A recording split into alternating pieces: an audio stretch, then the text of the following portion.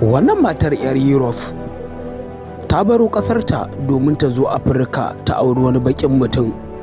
Kun ji ni da kyau, ta baro ƙasar Europ domin ta zo ta auri baƙin mutum. Inda wannan matar ta baro rayuwar jin daɗi da kuma mafarkanta da rayuwar farin ciki da walwala da ta dawo cikin yanki masu hatsari a ƙasar Afirka domin kawai ta gana da masoyinta na gaskiya.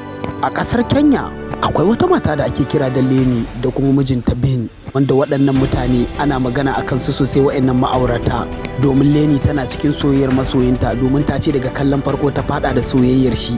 Maduda cikin wannan yanayin rayuwa da Bin yake, ita bata guje shi ba da kuma yanayin inda yake zaune. Amma bayan wasu lokuta a wannan lokacin, bayan Leni ta zo ƙasar, ta zo gidansa yake cikin wannan bolar, ta shiga daga tolar har inda yake rayuwa da ɗakinsa da wajen girkinsa da inda yake bacci, abin da ba a cewa komai.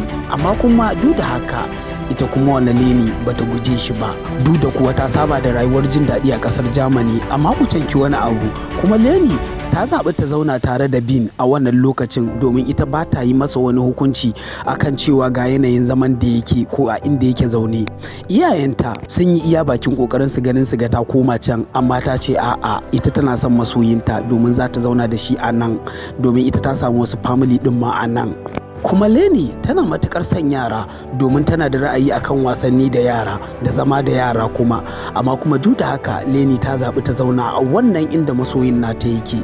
Wannan labarin na Leni yana baka tabbacin cewa har yau akwai soyayya ta gaskiya, sai dai kawai idan kaga baka samu soyayya ta gaskiya ba, kai ne baka tsarkake zuciyarka ba. Idan har kana tunanin cewa babu soyayya ta gaskiya, to ka tabbata cewa kai karan kanka ba za ka iya yi wani soyayya gaskiya ba. Idan har ka san da cewa a rayuwarka za ka iya son wani ɗan adam tsakaninka da Allah, to tabbas kai ma ka kaddara cewa akwai mai son ka tsakanin shi da Allah, ba don ƙarya ba, ba don abin duniya ba. Na gode. Ga duk mai son followers sai zo kasan wannan bidiyon ya rubuta don.